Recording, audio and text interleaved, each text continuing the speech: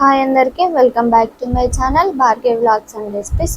ఈరోజు అయితే ఒక కొత్త రెసిపీతో మీ ముందుకైతే వచ్చేసిన. ఈ రెసిపీ నార్మల్గా కొంతమందికి తెలిసి ఉంటుంది, కాకపోతే తెలియని వాళ్ళ కోసం ఒకసారి ఇలా ట్రై చేయండి. బీర్నీస్ కర్రీలో ఎగ్ వేసి ట్రై చేయండి, చాలా బాగుంటుంది.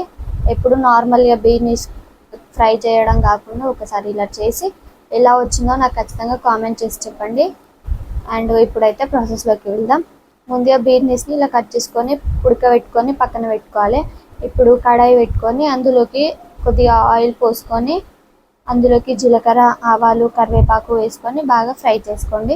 ఫ్రై చేసుకున్న తర్వాత కట్ చేసి పెట్టుకున్న మీడియం సైజ్ 2 ఉల్లిపాయలు వేసుకొని ఆ ఉల్లిపాయ కూడా పూర్తిగా ఫ్రై అయ్యేంత వరకు ఫ్రై చేసుకోండి. ఇది బీర్నీస్తో కూడా ఉడుకుతుంది కాబట్టి కొద్దిగా లైట్గా ఫ్రై అయితే సరిపోతుంది. ఇప్పుడు ఇందులోకి పసుపు, కొద్దిగా అల్లం వెల్లుల్లి పేస్ట్ వేసి పచ్చివాసన పోయేంత వరకు బాగా ఫ్రై చేసుకోండి.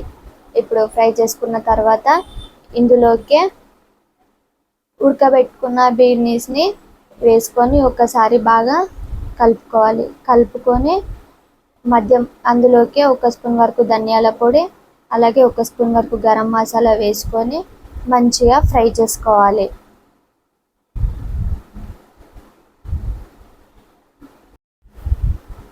ఇప్పుడు ఇందులోకి ఇలా అదంతా పక్కకు అనుకొని 2 ఎగ్స్ తీసుకొని అందులో కొట్టి పోసుకుంటున్నాను. మీరు కావాలంటే ఎగ్స్ని పెంచుకోవచ్చు. నేనైతే కర్రీ కొద్దిగా ఉంది అని చెప్పేసి నేను 2 ఎగ్స్ తీసుకుంటున్నాను.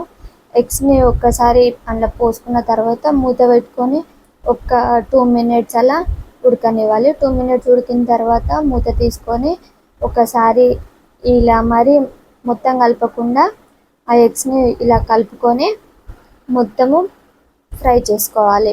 ఫ్రై చేసుకున్న తర్వాత ఇందులోకి టేస్ట్కి సరిపడినంత ఉప్పు, అలాగే కారం వేసుకొని ఒక 2 మినిట్స్ అలా ఉంచుకుంటే అయిపోతుంది. ఎంతో టేస్టీగా ఉండే బీర్నీస్ ఎగ్ కర్రీ మీరు కూడా ఒకసారి ఇలా ట్రై చేయండి. టేస్ట్ మాత్రం చాలా బాగుంటుంది. అండ్ అలాగే నా ఛానల్ని ఎవరైతే కొత్తగా చూస్తున్నారో ప్లీజ్ సబ్స్క్రైబ్ చేసుకోండి. అండ్ అలాగే మీకు ఏమైనా రెసిపీస్ కావాలంటే కామెంట్ చేయండి.